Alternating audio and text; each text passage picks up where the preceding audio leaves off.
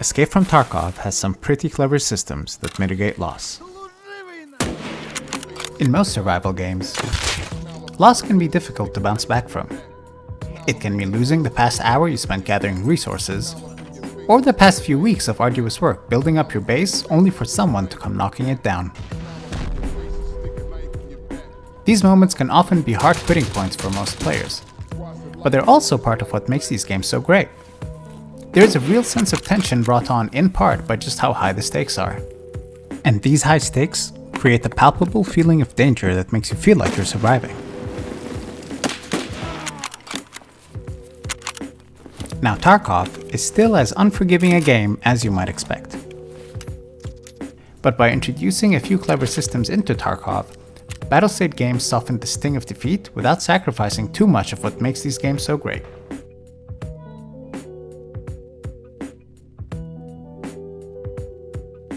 For starters, the game's core loop draws a clear line between what is safe and what is at risk. The game is split into two main layers, the meta layer and the match layer. The meta layer is where you manage your character and equipment and plan out your next excursion. And more importantly, everything you see on this layer is 100% secure. You're the only person that can access this stuff and you do not need to worry about keeping it safe. Now the match layer kicks in when you load up your operative, queue up for a match, and load into it. Anything you decide to bring with you into a match is at risk of loss. If someone kills you, they can loot anything they find on your body. With a few exceptions we'll talk about later. This gives you some much needed control. You get to decide how much you're willing to risk on your next raid, and everything else is safe and sound and waiting for you back at base. And that feeling of agency seeps into other decisions you make in a raid as well. You feel a larger sense of control and, more importantly, accountability for your own actions. It's a rare thing to die in Tarkov and not be able to trace your death back to a few decisions you made along the way. You'll generally know when you're in a risky situation well before you get taken out. This is critical since it turns the sting of defeat into a learning opportunity, which then helps you get better at the game. And it's worth mentioning that there's a special sort of feeling that kicks in when you extract safely and move all those earnings into your stash knowing that they're now secure.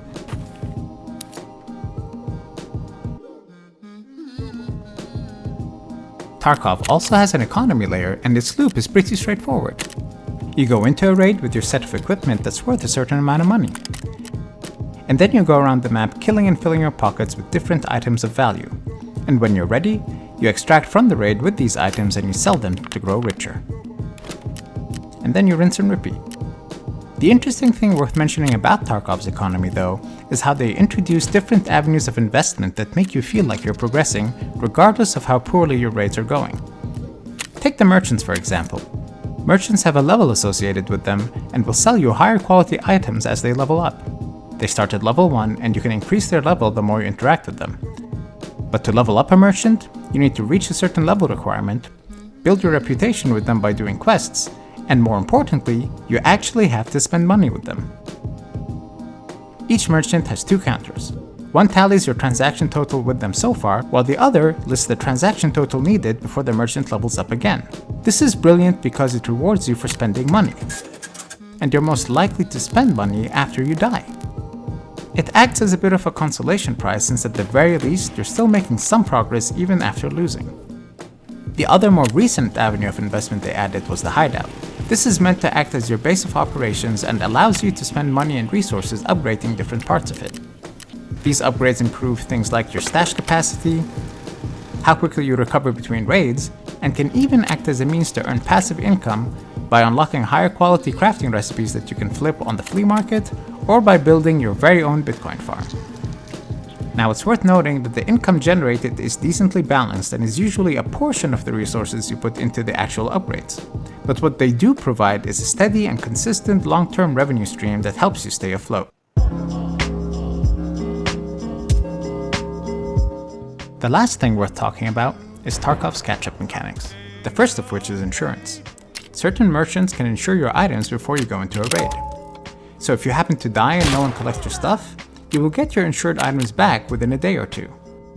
This is almost always worth doing and can soften the sting of defeat, especially if you get back most of the equipment a few days later. They also have a unique equipment slot called a pouch. In this pouch you can equip different sized secure containers.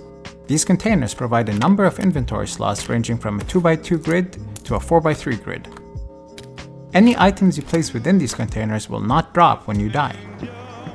It's then up to you to decide how to use these containers. Do you put critical items in them that you need on every run like meds and ammo? Or do you use it to secure rare items you find as a means of guaranteed profit? The choice is yours. And it's pretty common to get out there, find something valuable, secure it in your container, and then start blasting, knowing that at the very least you've secured some money. And lastly, we have scav runs. Every 20 minutes or so you can choose to play as a scav instead of your main character. A scav is basically a scavenger that gets a randomized low tier loadout and loads late into any map of your choosing. This lets you run around with a mediocre but functional equipment set, scavenging around the map looking for loot or dead players. Sometimes the game even spawns your scav with a few rare items already in their backpack that you can then just extract out and sell for money. These scav runs act as no-risk ventures that you can then use to catch up should you fall too far behind.